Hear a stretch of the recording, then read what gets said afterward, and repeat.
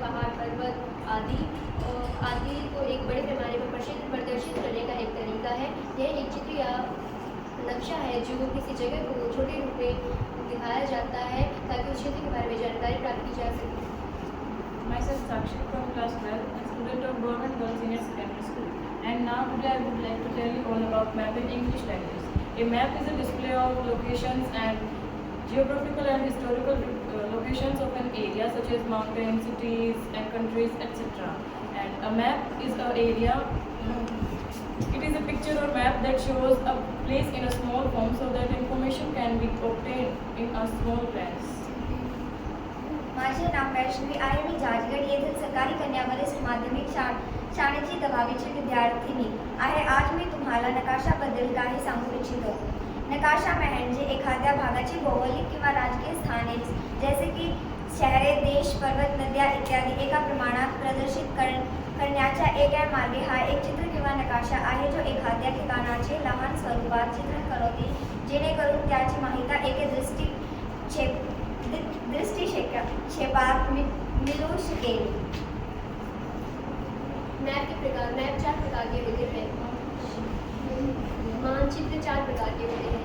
पहला भौगोलिक मानचित्र. यह पृथ्वी की सतह को दर्शाता है जैसे कि पर्वत, पहाड़, नदियों और आदि प्राकृतिक विशेषताएं. दूसरा राजनीतिक मानचित्र. ये किसी भी क्षेत्र के देश, नगर और राज्य आदि को दर्शाता है. मौसमीय मैप के मानचित्र किसी भी क्षेत्र के मौसम जैसे बारिश, तापमान, दबाव आदि को दर्शाता है. किसी भी क्षेत्र की ऊंचाई या ढलान आदि को दर्शाता है.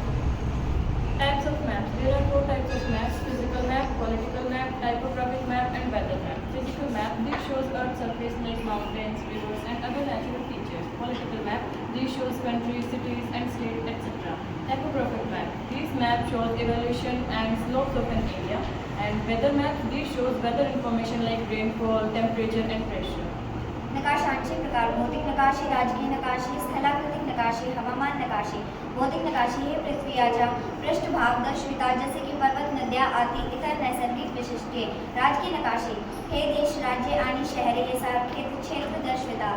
स्थलाकृतिक नकाशे हे क्षेत्राची उंची आणि उतार दर्शवितात. हवामान नकाशे हे तापमान, पाऊस आणि दाब यासारखी हवामान माहिती दर्शवितात.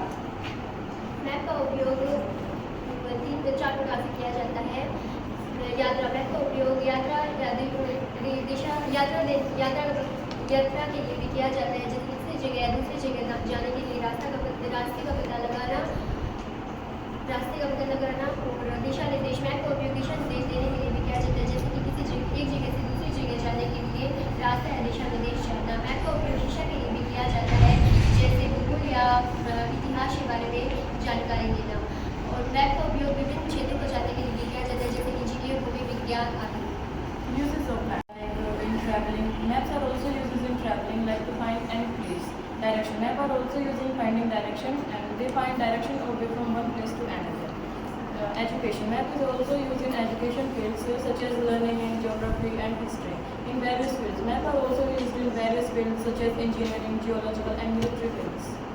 नकाशांचे उपयोग. प्रवास. नकाशे प्रवासासाठी वापरले जातात जसे की एका ठिकाणाहून दुसऱ्या ठिकाणी जाण्यासाठी मार्ग शोधणे. दिशानिर्देश. नकाशे दिशानिर्देश साठी वापरले जातात जसे की एका ठिकाणाहून दुसऱ्या ठिकाणी जाण्याचा मार्ग किंवा दिशा जाणून घेणे.